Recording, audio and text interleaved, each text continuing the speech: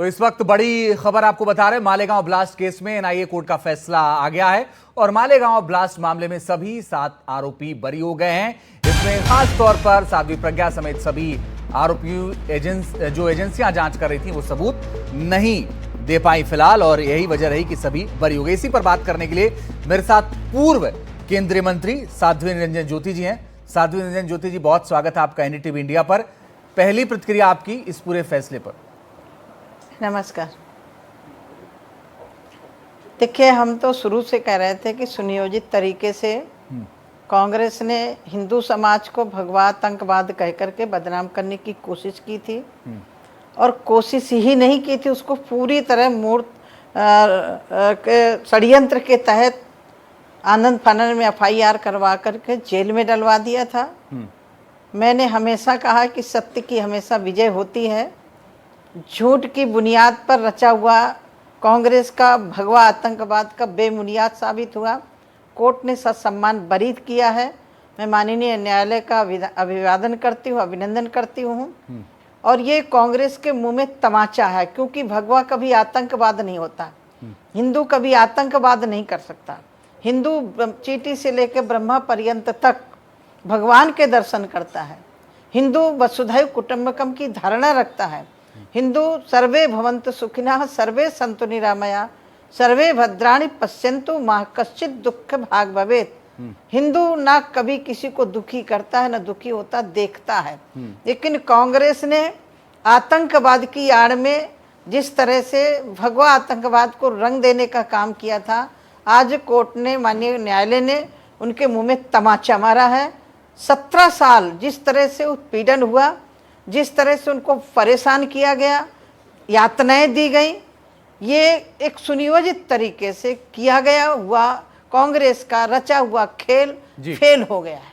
मैं आपसे जानना चाहता हूं कि आपने कहा कि फैसले का स्वागत है, ठीक बात है, और आज अदालत ने ये कहा भी कि सबूत नहीं मिले, लेकिन सवाल ये कि 6 लोगों की जान गई इस जो धमाका हुआ था, 100 लोग घायल हुए, उन 6 लोगों के न्याय का क्या होगा? नहीं, कांग्रेस को तो उसी टाइम जांच करनी चाहिए थी ना। लेकिन कांग्रेस ने आनंद फानंद भगवा आतंकवाद कह करके एफआईआर करके छुट्टी पा ली। कांग्रेस चाहती तो आतंकवादियों को पकड़ के सजा भी दे सकती थी, लेकिन कांग्रेस ने जिम्मेदारी से बचने के लिए और हिंदू समाज को बदनाम करने के लिए 7 लोगों के खिलाफ एफआईआर की, और वो एफआईआर आनंद फानंद में करवाई गई। कोर्ट ने उसको खारिज कर दिया है। मैं इतने कह सकती हूँ कि तत्कालीन कांग्रेस की सरकार ने जो किया था, वो आज कांग्रेस का काला चेहरा सामने, जनता के सामने आ चुका है। तो आप ये कह रही कि जांच एजेंसियों ने कांग्रेस सरकार के दबाव में आरोपी कोई और था, पकड़ा किसी और को गया और हिंदू को बदनाम किया गया।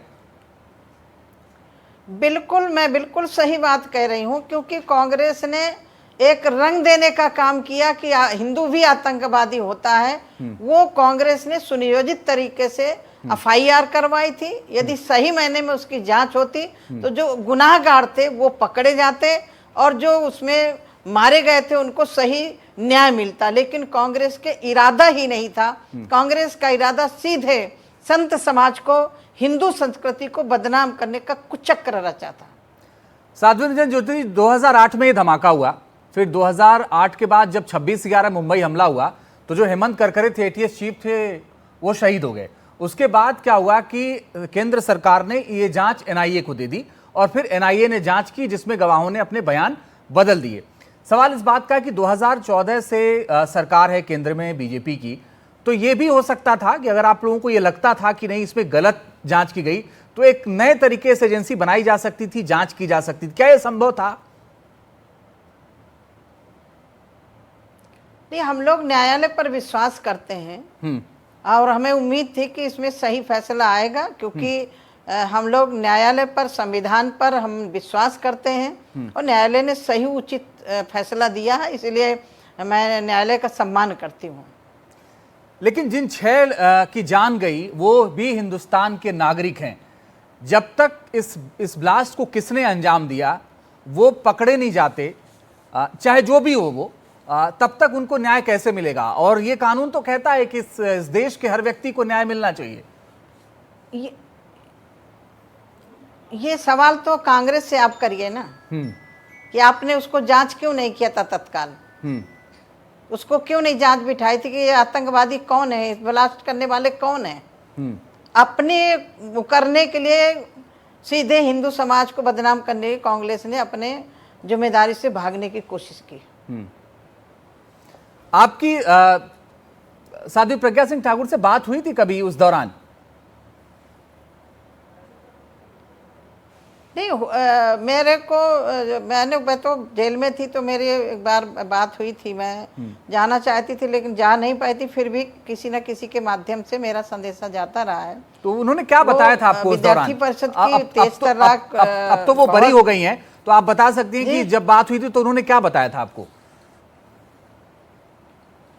नहीं, मेरे तो जब वो सांसद चुन करके आए तो हम लोग बैठ के बात कर रहे थे कि पूरी कोशिश की थी टॉर्चर करने का, झूठ बयान देने के लिए पूरा कोशिश की थी कांग्रेस ने कि बयान बदल दें और ये अपना जुर्म कबूल कर लें। जब जुर्म किया ही नहीं तो जुर्म किस चीज का कबूल करें। उमा भारती, एक आखिरी सवाल। उमा भारती ने अभी थोड़ी देर पहले कहा, एक महिला को, जी, उमा भारती ने अभी कहा कि उनको टॉर्चर किया गया, कर्नल पुरोहित को भी और साध्वी प्रज्ञा ठाकुर को भी, और ये कहा गया कि जो नाम हम बताना चाह रहे हैं वो आप बताओ, और उन्होंने मर जाना कबूल किया लेकिन नाम नहीं बताया। तो ये क्या सही है? इस बात से आप इत्तेफाक रखती हैं? नहीं, देखिए, यदि आदमी जुर्म करता है तो कभी ना कभी कबूल करता है। जब जुर्म किया ही नहीं तो जुर्म कैसे कबूल है वो? ठीक है, बहुत बहुत शुक्रिया साध्वी निरंजन ज्योति जी हमारे साथ जुड़ने के लिए और बात करने के लिए।